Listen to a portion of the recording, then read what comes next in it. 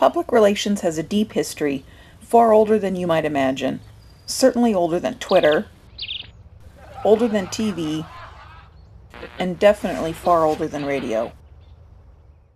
The oldest examples of public relations can be tied back to ancient architecture. Pyramids the world over were a public testament to the strength and power of a regime. Imagine standing in front of a towering stone structure, literally seeing the might of the empire rising out of the sands in front of you. Before the age of any sort of mass media, architecture stood alone as a public statement to an empire's audiences. Fast forward a few millennia to the Boston Tea Party in 1773. Just the tea, men! Remember, we're not to damage anything else, we're just after the tea! Why are you destroying the tea?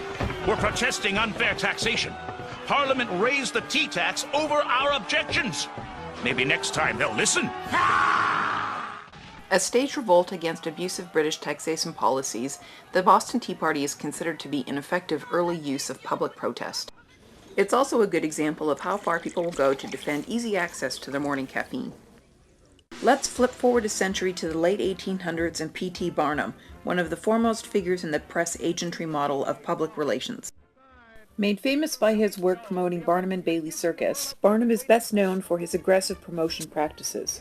Remembered for maxims like, "There's no such thing as bad publicity," Barnum is also remembered for having cynically observed, "I don't care what the newspapers say about me, as long as they get my name right."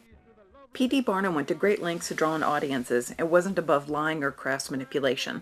Long before Disney got their hands on Hans Christian Andersen's Little Mermaid, and definitely before Grumpy Cat's reinvention, P.T. Barnum hoaxed the public by displaying what he claimed to be a mermaid.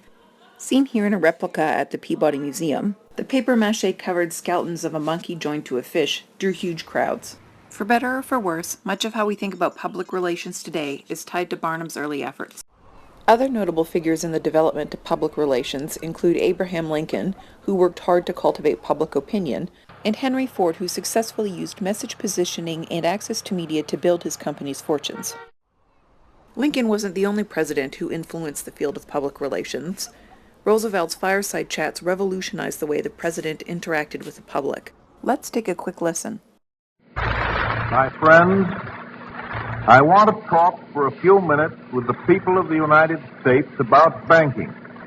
To talk with the comparatively few who understand the mechanics of banking, but more particularly with the overwhelming majority of you who use banks for the making of deposits and the drawing of checks.